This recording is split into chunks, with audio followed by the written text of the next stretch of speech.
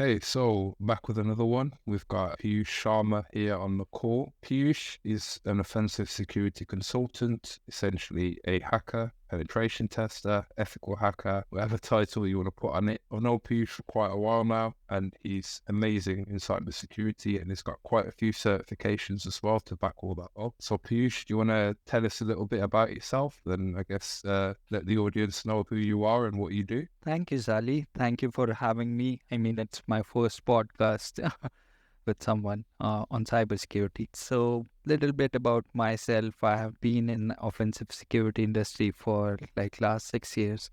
I started with the basics of cybersecurity where I used to do configuration assessments. And from there, I started doing vulnerability assessment, pen test, retrieving exercises, social engineering, whatever you can think of in offensive security. And for all major leaders in the market, I would say. Yeah. So for more background, like I have worked majorly in my career with Indian companies.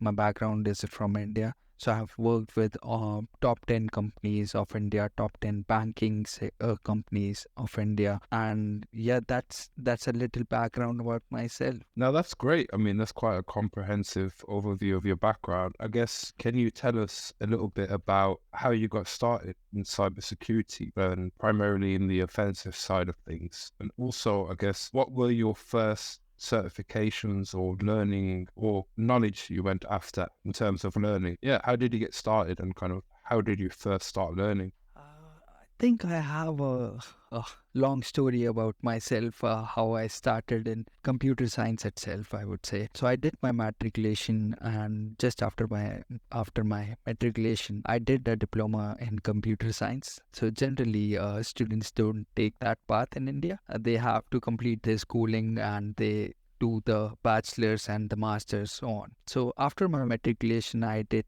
like a diploma in computer science. I was very enthusiastic about computer science, learning computer science. So I did that. There, I learned every basic technology, every basic thing about computers, I would say, from let's say microprocessors to networking, OSI models, and all.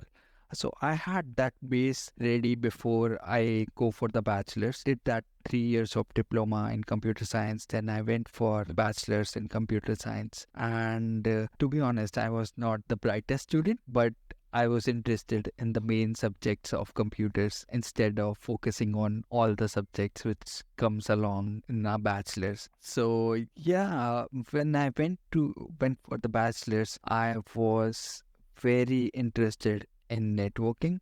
So during my diploma time itself, we used to discuss that either you can go deep into hardwares or softwares or into networking. And my interest was networking from the start of my bachelor's. So I started learning about Cisco networking. Initially, I was nowhere thinking of ethical hacking or security at that point of time. I started with very basic thing, which is networking, Cisco networking. So my first certification was in my second year, which was CCNA routing and switching. So I started off there, and from there I grew my interest in networking more and more, and I started pursuing CCI security as a course. Not for the certification, which is very expensive, of course. So that was one of the reasons, but I took it as a course to learn more about networking and also the security aspects which comes into networking technologies. So from there, it changed my whole path forward, because after learning about network security and like CCNA, CCNP and CCI, so after learning about network security itself, I got my interest in ethical hacking from there when I completed my course. And at this point of time, I have completed my bachelor's as well. So I take a break from like regular studies, like I don't want to pursue masters and all. And I take a break. I take a 2 months ethical hacking course in India, and that was my first company as well, where I started this course, which is Safe Security. So they used to provide trainings for ethical hacking, and they were very known at that point of time. I don't think they provide training anymore. But I joined them, and within a month, I think they offered me a internship role. With me, it was like I used to teach my teachers as well about network. I was so deep into that thing. So within 1 month, they offered me an internship opportunity where they were developing a new product, cybersecurity product, and that was my first break. So they offered me an opportunity where I can do configuration assessments of the network devices in their client's environment, and that basically is the input for their tool. So I did that internship for next 2 months after the training, and after 2 months, they offered me a full-time role just after that. So I mean, today if someone asks me that how do you land into a role, I think if you are good at something, you start displaying your knowledge either personally or through your LinkedIn profile or through blogging, YouTube. I think people will start noticing you. And that's what happened with me. Like, they noticed my work, they noticed how I do things, how I know about things so well. And that's where they offered me a full-time role. So I started my career with configuration assessment. That tool was basically a cybersecurity maturity assessment tool, which would give you a score on the scale of 0 to 5. So, how secure is your organization?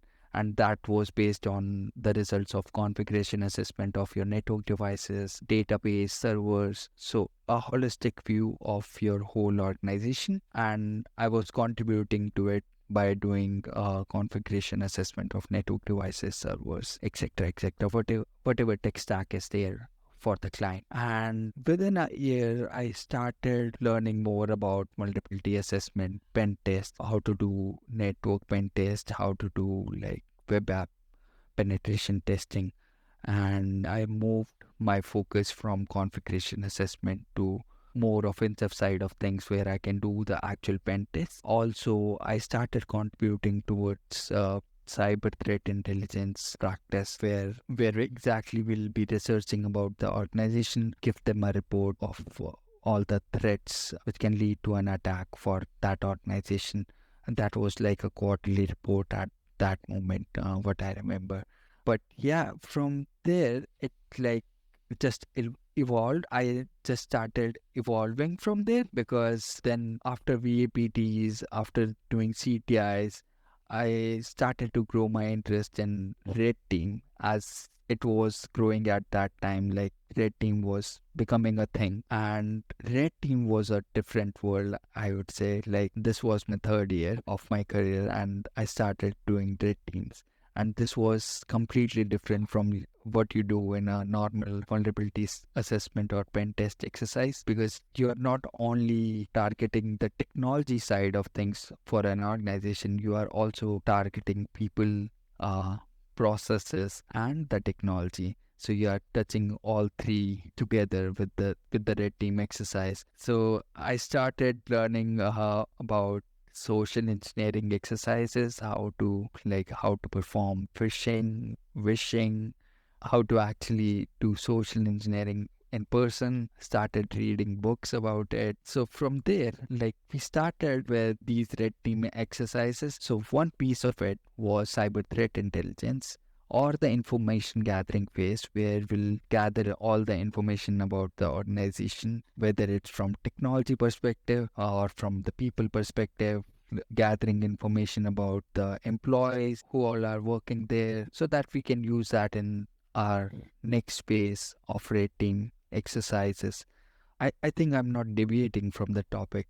No, no, at all. Carry on. Oh, that's fine. Yeah. So once we are done with the information gathering phase, we used to input that into our next phase, divide them into three parts. One is people, of course, which is social engineering side of things.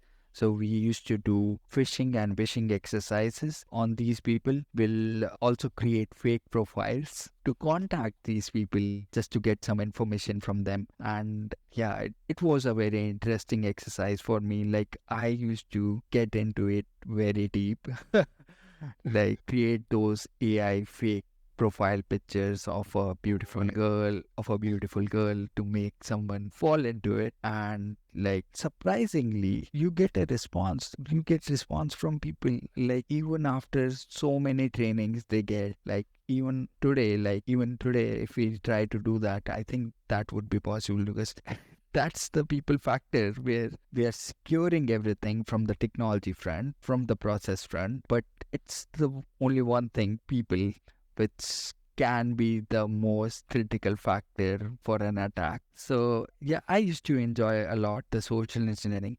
Then we also had like other two factors, which is technology and the process. Technology, of course, whatever we gathered as their IP addresses, their web applications, we'll be using those web application and IP addresses for the actual vulnerability assessment and penetration testing exercises. With the red team, why is it different from VAPT is because you don't try to find like low or medium vulnerabilities, or you're not trying to just show the client that we have done the assessment of your web application or IP address. This is your low medium finding, this is your SSL related. The goal here is to get into the organization, whether it's from any gate, whether it's the technological gate or through people, you exploit the people, you get access to inside information, or you exploit the process itself. So this was technology side of it. We used to do the VPTs for IP addresses and web application, and our main goal was to get a critical vulnerability from where we can basically get inside the organization, get some more info, get some critical data out of it, and exfiltrate that data, because the mission is to simulate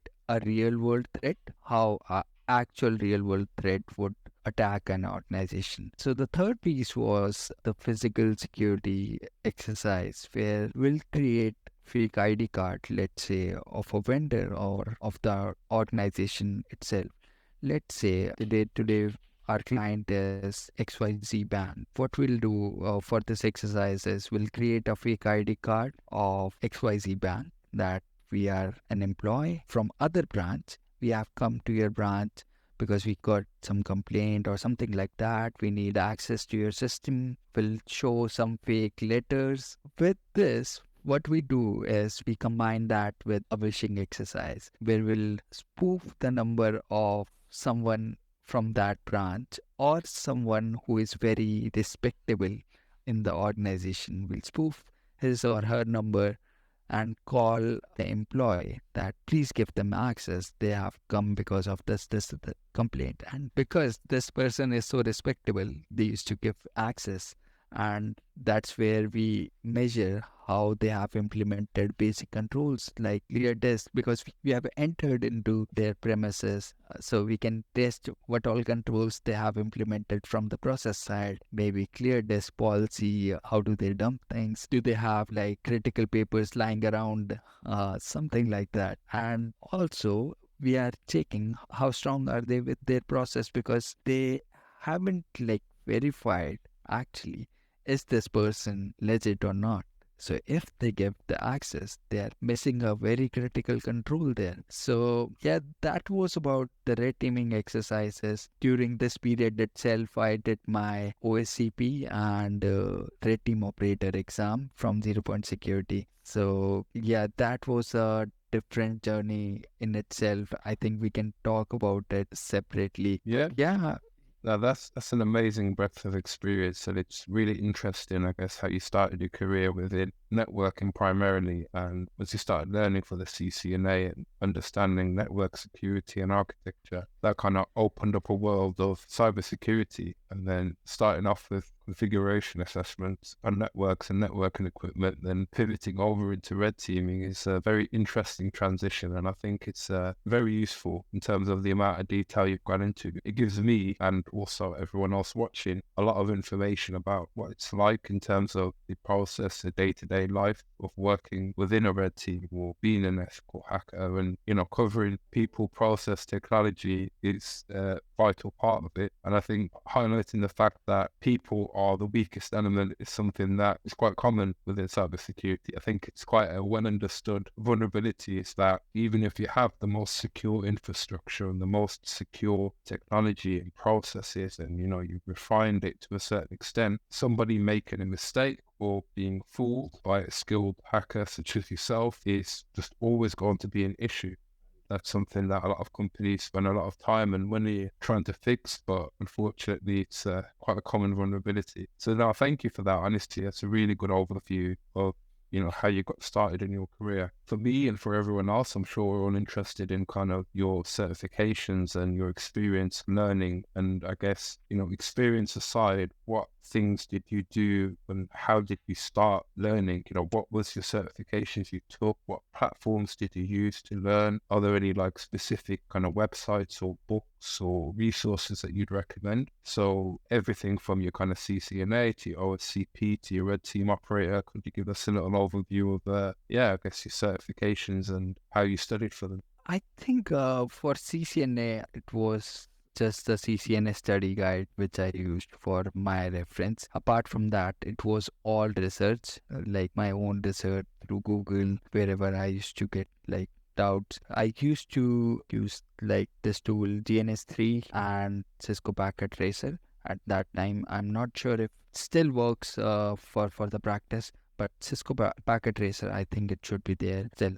It still should be there now. After like CCNA, it was a huge break because I did my CCNA in 2015, and after that, like when I started my career, I did my first certification in 19, which was OSCP. So with OSCP, it was a completely different journey altogether. Like you think you know about cybersecurity, you think you know about vulnerability assessment and penetration testing, but I think that's where you get started. So with OSCP, before actually starting the labs and studying the OSCP material, I started off with the basic things with TryHackMe. That was the first platform or the main platform I would say in my OSCP journey, where I started off with the basics of Linux, of Windows, and the best part of that platform is they provide these paths where you can do pre-security path to just learn the basics and then go on from there. So I started off with TryHackMe, learning the basics of Linux and Windows, doing some basic CTFs, and within 1 month of doing TryHackMe, I started off my actual course. But you have to dedicate a lot of time. Let me like bold and highlight this part. When I'm saying I spent like a month only, but I had to like dedicate like 6 to 7 hours just for the studies during the day. Every day? Yeah, I mean here and there 6 to 7 hours, 4 hours. You have to spend that time, at least 4 hours. I would say you have to spend on your studies if you are like focusing on certification like this. So I used to like spend, I think I used to finish my office around 5 that time, and had like I'll be taking a break till 7, and from 7 I'll be dedicated to just my OSCP, like 7 to 12 I'm working on OSCP studies. So I started off with TryHackMe, the basic parts, did some basic boxes. At that time buffer overflow was a separate thing. Like there will be a buffer overflow machine and then you have 4 other machines. I know the pattern has changed a bit, so I started off with buffer overflow, basics of Linux and Windows. Then after a month, I started off the actual course. And when I started the actual course, the first and the most important thing is I think you should read the PDF given by OffSec. That PDF is too detailed and it contains all the information you need for the exam or doing the lab. If you read that like PDF carefully, like it would be like a piece of cake doing the labs for you, or and once you do the labs, it's a piece of cake doing the actual exam. Yeah, so anyways, read that PDF twice within like initial 5 to 6 days and didn't touch like laptop for that 5 to 6 days because I used to read that PDF in my Kindle and that's it. I'll not touch or the actual VPN given by OffSec for labs and all. And after reading the PDFs, I started the actual lab. I did some machines, around 30 to 35 machines. I did within 1 month of lab. And just after my lab, within 15 days, I booked my exam. And this was my first attempt. So, Yeah, within my first attempt, I was only able to crack like three machines, and then I was going nowhere. And this was done within like first 12 to 14 hours, and next 10 hours, I have no idea what to do because I was not able to crack anything with the remaining two machines. So yeah, that happened, and I failed that attempt. But that was a learning in itself. Like the statement says, try harder. I think I had to try harder that time. And yeah, I took a break from there after failing my first attempt. Again, went back, did some Hub and Hack the Box machines to practice. That helped me a lot because Hack the Box, the level of Hack the Box is, I would not say same as OffSec exams, but similar to the OffSec exams. And there were like OSCP like machines which were there, like confined OSCP like machines from, I think it's Rana Khalil. Yeah, I remember seeing a guide where it had a list of all the like try hack me and the OSCP machines. Yeah, exactly. So try hack me is good for the start, but it's not up to the mark for the exam itself or the lab because it's too basic. You have like walkthrough kind of machines. It does have hard machines. I'm not saying it doesn't have hard machines, but it's good to start off with cybersecurity, the basics of the computers, like Linux, Windows, etc., etc. But from there, you have to take one step further, do the hack the box machines, vulnerable machines, which are like OSCP like machines. So I did that for next 2 months after failing my first attempt, and immediately after that, I booked my second attempt.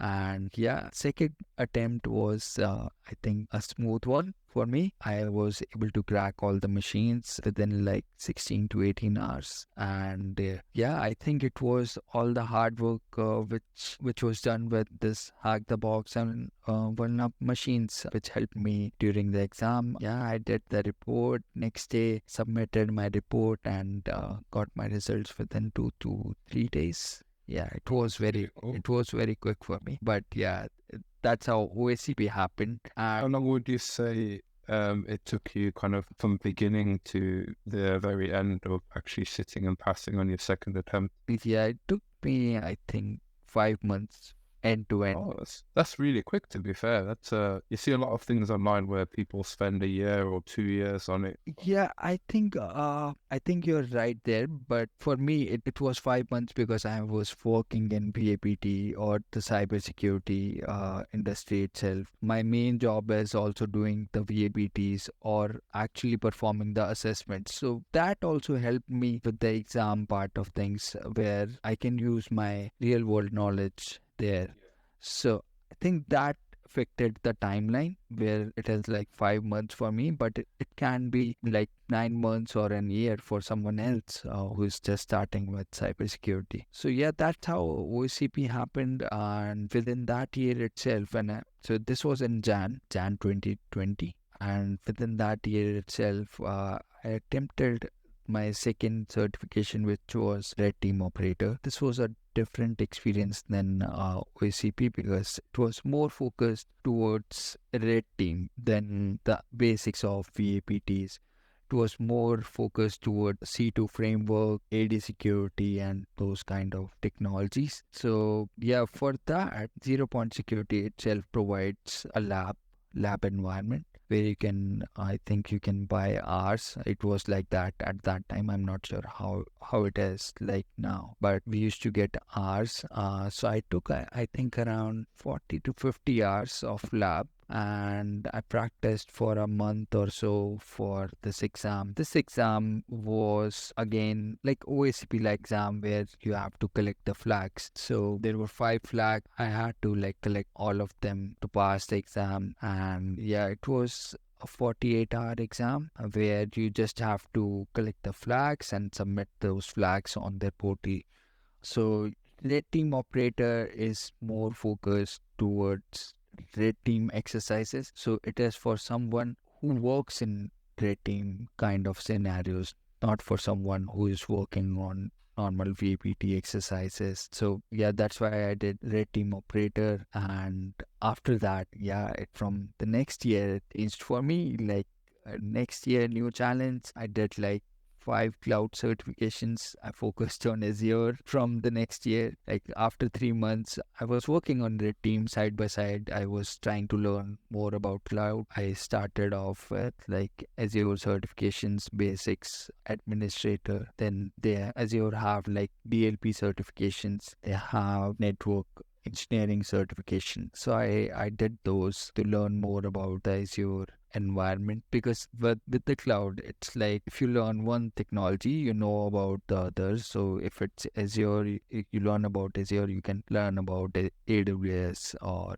Oracle very easily, because you know the basics of it. So yeah, those are around like my certifications. My recent certification is completely different from my past certifications. Like I did ISO 27001 lead implementer recently, a month ago. Congratulations.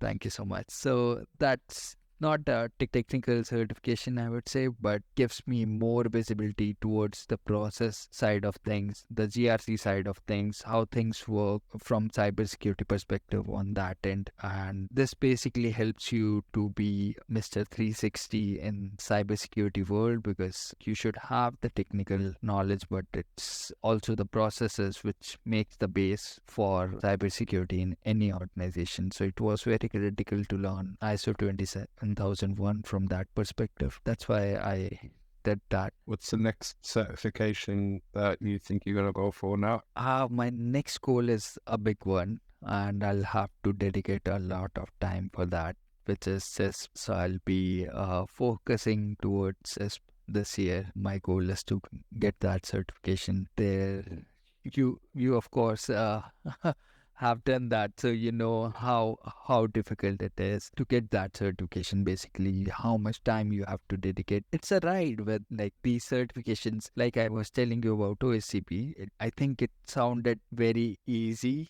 when I explained it, but when you actually do it, it's like a ride where you have different modes during the preparation. You sometimes you just get frustrated that you're doing this much, and yeah, when you fail in something like you're practicing, you just get frustrated, and that's a different feeling in itself.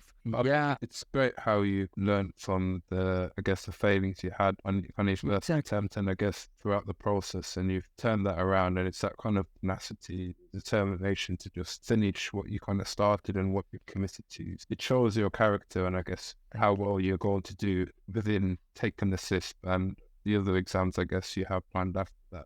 I guess if, for example, you've got somebody who's a complete beginner, okay, so let's just say there's a 16 or 17-year-old, or maybe someone who's mid-20s or maybe a little bit older who wants to transition into cybersecurity, and they're really interested in ethical hacking. And I guess they've got no real IT experience or cybersecurity experience. Where would you kind of point them to? What would be your primary resource to get started? And in terms of what would teach them the most and be the most beneficial to them? From my perspective, I think the basics of computers itself, what they need to have. Once they have that, and if they are focused towards cybersecurity, they can go ahead with the platforms like TryHackMe. Because for me, it worked very well, because those paths which they have designed, like a pre-security path where you can learn the basics of computers, Linux, Windows, the kernels, those actually getting deep into it, like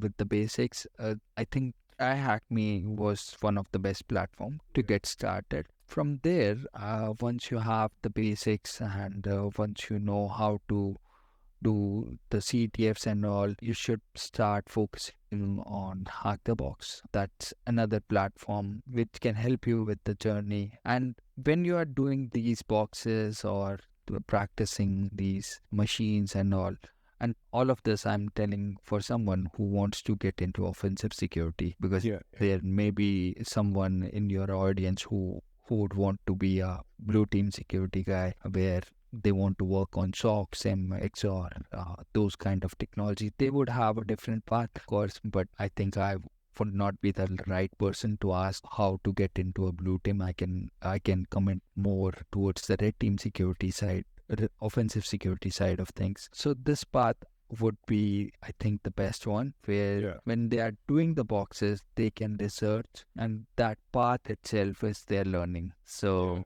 when they are doing these practice and all, they learn about the technology. And the second thing, which I was saying initially in this podcast, if you want to get into cybersecurity, start making your visibility through blogging, through like maybe YouTube, maybe LinkedIn. The other day, I think I was seeing this LinkedIn learning. Everybody is answering. I think that's one of the best thing to get some visibility or making your presence on internet. I used to answer questions on Quora when I started. So my goal every day was to answer 5 questions every day on Quora. And this was 2016. I used to answer like networking related questions at that time. So yeah, you need to make your presence, and once you make your presence and you start applying, I think recruiters are also looking for people like you. So that would help you to get into cybersecurity. That's my experience, and I think that's the experience of others around me as well. So this would help a lot to get into cybersecurity. Yeah. No, that's a very good piece of advice. Starting off on the entry level kind of learning paths within Try Hack Me, which I'll link in the description. And then I guess the other part of that was to focus on growing your own profile, your own projects, your blogging or YouTube or whatever kind of medium you choose, but essentially put your work out there, show people the skills and what you're capable of. And there's been a lot of success with people that I've been involved with personally, and people that are still online too, that once they start putting their work out there, opportunities come your way. So it's a very strong piece of advice. And I think we'll finish with this question, but I'm really interested to hear your thoughts on this. So I have seen some things online, and I'm sure a lot of other people have, where there's this fear around AI being used to automate penetration testing and basically take over jobs, and people will essentially not have any work within cybersecurity and within hacking and ethical hacking. So I guess I'm interested to hear, do you think, for one, is that true from your perspective? I mean, how likely is it that a tool or an AI system can completely automate hacking, ethical hacking, penetration testing, config assessments, whatever it may be? But is there a risk that your job primarily you'll be competing with a machine? Yeah, interested to hear your thoughts on that. I think to some extent, yes. A lot of things will get automated. With AI coming into the picture, it has just upped the level of hacking. So you have tools which can do like from start to end. Let's say I was giving you an example of phishing. Today we have tools which can set up the whole infra. They can set up the website, they can set up the landing pages for you end to end, and you just have to just run one command. That's the level of automation we have today. And the same task used to take like 2 to 3 days before we had something like this. So of course there is a risk involved with AI, but there will always be that human touch which would be required in cybersecurity, because even if we have these tools today, we need someone who understands these tools, how these tools work, how to enhance these tools. So if one job is going, two others are coming. Where you can enhance these tools, you can work on cybersecurity, but at the same time, you are not actually doing the pen test and VA, you are contributing to a tool, or you are contributing to the knowledge base of that AI-based VAPT tool. So that's my thought. I think that's how it should be. So there will be a human touch, which will remain for at least next 5 years in this industry. Okay, now that's an interesting perspective. So I guess you're saying that the AI tools are kind of here, they're beginning to automate stuff, but we are going to need humans to be able to operate and manage those tools and also improve them going forward. Yeah, exactly. You see one thing here. Today, we have attacks every day. Then there are patches. It's a like cat and mouse game. Yeah. I think that the same game would remain in future, innit? Yeah. How do you feel about attackers or malicious hackers kind of having access to these tools? Do you see the same kind of AI sophistication on the bad side or black hat side of hacking? I was watching this interesting video the other day. I think this is the most dangerous thing we can think about, that these tools can also be accessed by malicious actors, cyber terrorists, which can use these tools just for fun. There are hackers who are hacking for fun. Someone today can just go on GPT and get the whole code for getting something done. So these can be used by malicious actors as well. And I think this is one of the danger we need to think about, how to regulate this AI industry. Who are these people who have the access to these tools? It shouldn't be like public, or it shouldn't be that easy to get access to these. It should be like a gun license where you get that license and then only you get that gun or that tool. Otherwise, it would be like a disaster when everyone is having those tools for their own use. Yeah, yeah. Well, thank you for that. Really interesting perspective. And I've really enjoyed the conversation. Honestly, thank you for coming Yeah, on. well, me too. You've really kind of enlightened us with your knowledge of offensive security. And just so people can reach you if they wanted to reach out, do you have anywhere that, people can contact you on? Yeah, I think I'll share my LinkedIn profiles with you, and maybe you can put it in your bio or the caption Yeah, thing. yeah. I'll definitely put your LinkedIn. I'll put a button Description. like here. Yeah, I'll definitely put your LinkedIn bio in the description. People can reach Piyush out there. Thank you. No worries. Well, yeah, thanks for the conversation. Thanks for coming on. And yeah, hopefully we'll catch up soon. Well, thank you so much. Thank you for having me. It was a great conversation. It was the best first experience I can think of. Oh, that's great. That's great. Thanks for that. Okay. Well, Sure. I'll see you all soon. Thank you.